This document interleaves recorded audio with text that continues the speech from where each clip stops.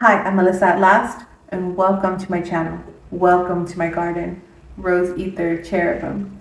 So today we are talking about faith to overcome our challenges, and it's part of our strength series that we have been talking about all month.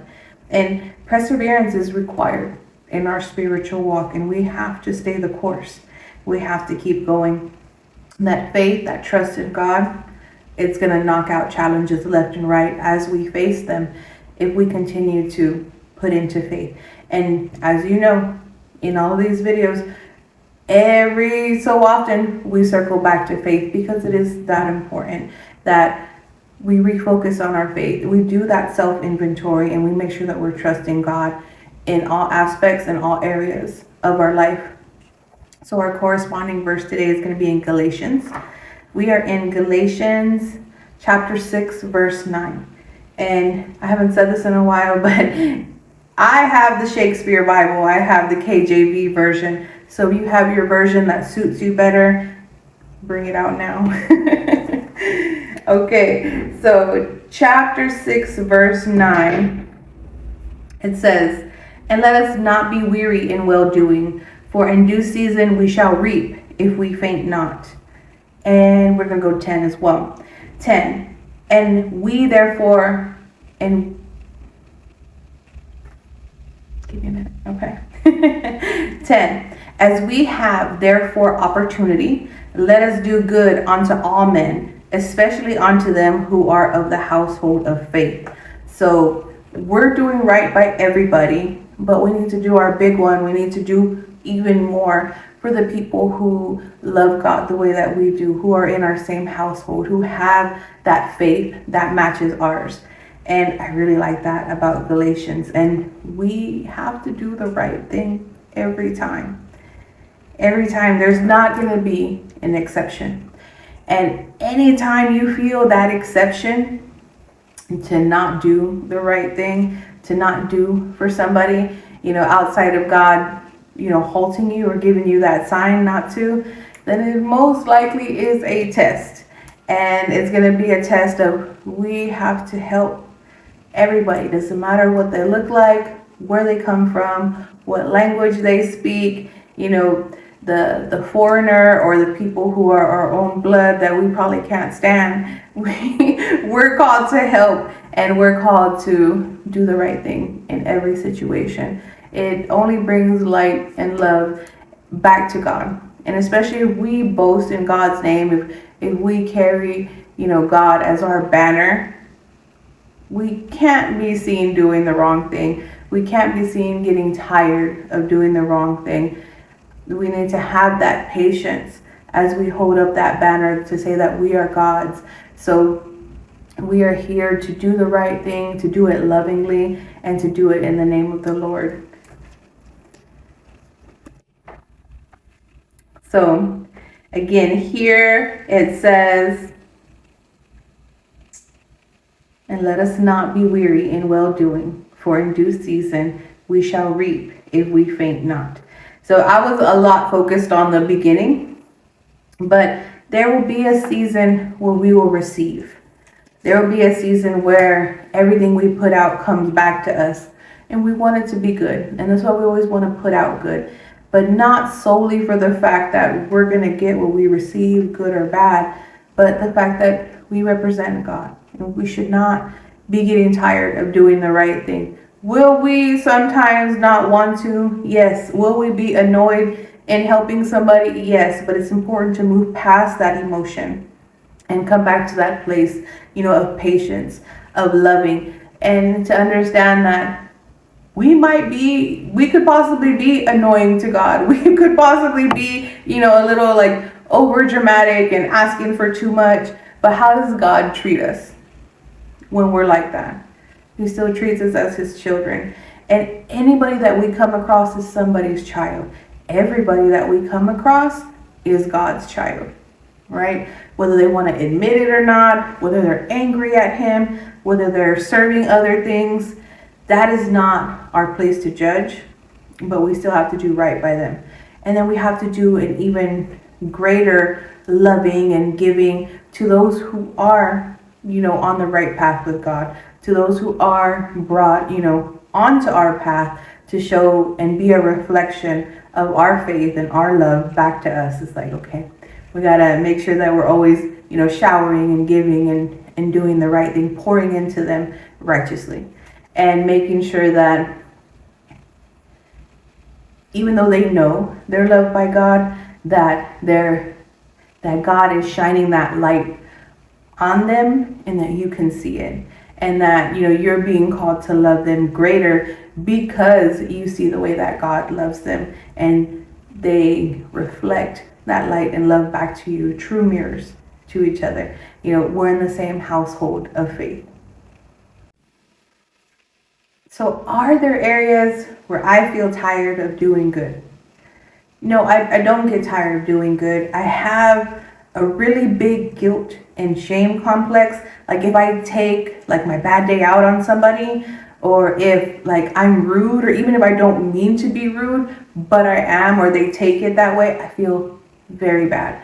I feel very like, oh shit, how do I make it right? I don't like, because I understand that when you show somebody like rejection, or you show somebody like you don't like them, or you just give a negative vibe to somebody, whether you mean to or not, or you don't pick up on a signal, or you don't set things right. Like it truly changes the physiology of the person who is experiencing you. And I understand that. So I'm like, I wasn't trying to make somebody's day worse, or I'm not trying to make someone feel more shitty when they might feel shitty today, and I've understood and walked around like that, and then somebody just does something and it just makes your day that much worse, and it could potentially push you, to a not bad place, and for some people even a crisis standpoint. So I have all that in my mind. So when I'm like dealing with people, I do my best to be polite. I do my best to be like, mannerful, like, mind my manners, please and thank you, and, show a lot of respect, especially to like, service people and staff and stuff like that. And, always bring into remembrance that I appreciate what you do, because again, you've gone through life experiences where people feel it's okay to take their shit out on you, or be rude to you, or, be nasty or conniving. And it's like, I never want to present that energy back out into the world. Now, are there times where I am annoyed and I am irritated and I think about it and I need God to control me in certain moments? Yes. Especially if people are looking crazy at my son stimming in public. It's like, are you good? Is there a problem? Can I help you? And I get a little uncanny valley because I'm trying my best to be a good parent, and I'm trying my best to show my son how to handle things when people are just being nosy or being rude or just staring, because overtly staring is rude, and a lot of people don't understand that. So, or when people stop what they're doing to turn around and like, look at you or look at him because he's making a stemming noise or whatever, or making ugly faces, or like, and I'm just like, everything good? Everything okay? And like this, God is like putting the spirit in me of like, be calm, be patient, bless those who curse you, and all of that's going through my head as I feel like the heat rising in my body, because it's like, my son's just existing. Like, what does it matter? But I have to remember this. I have to remember Galatians 9:6. I have to remember. Let's read it. Let's read it together. Okay?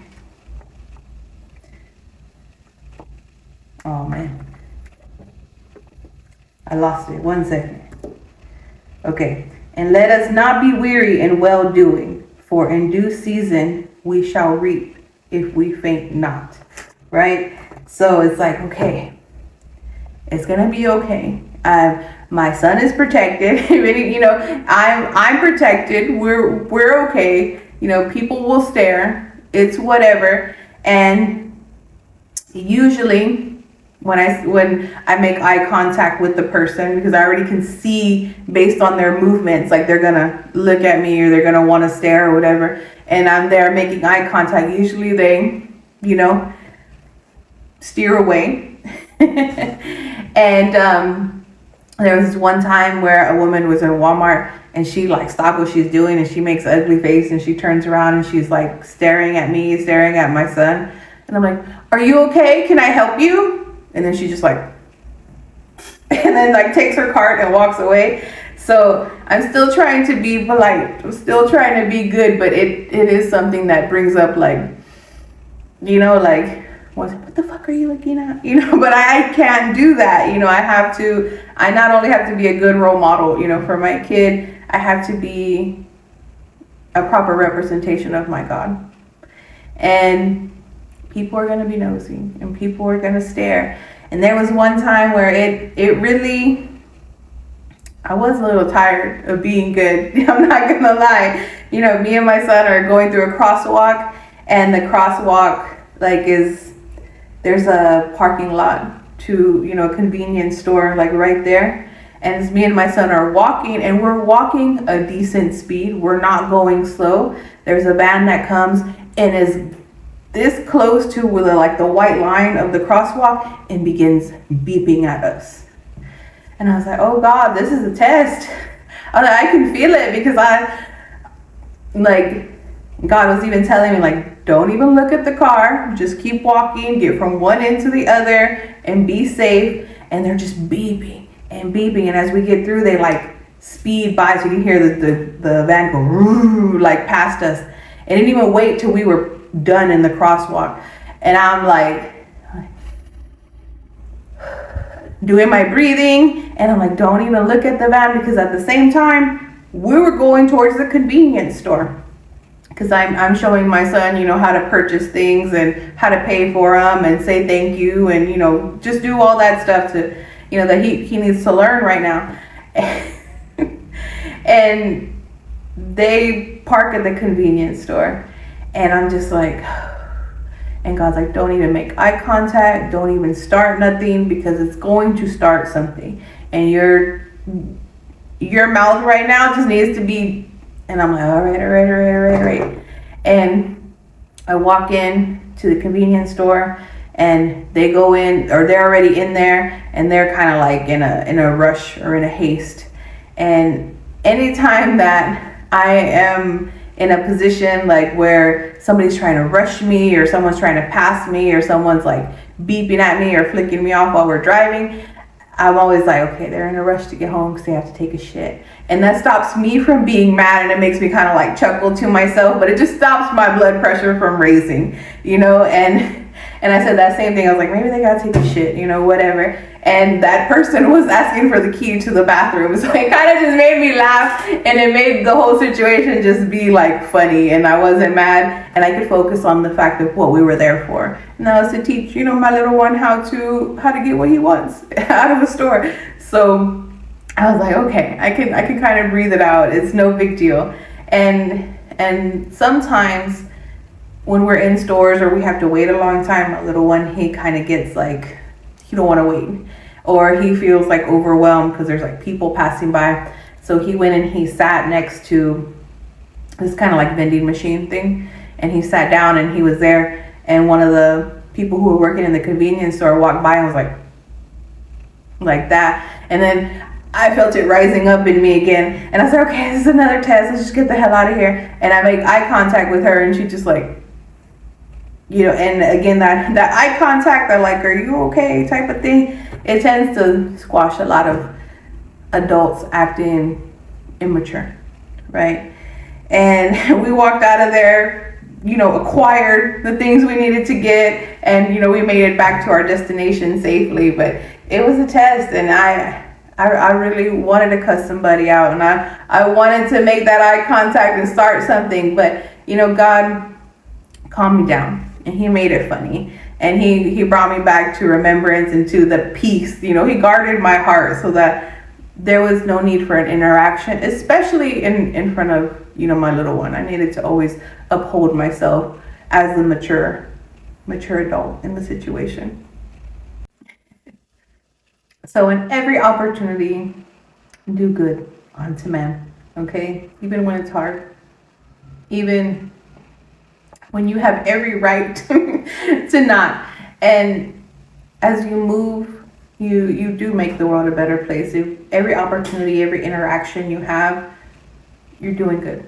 You're doing the right thing. You're making people's days better.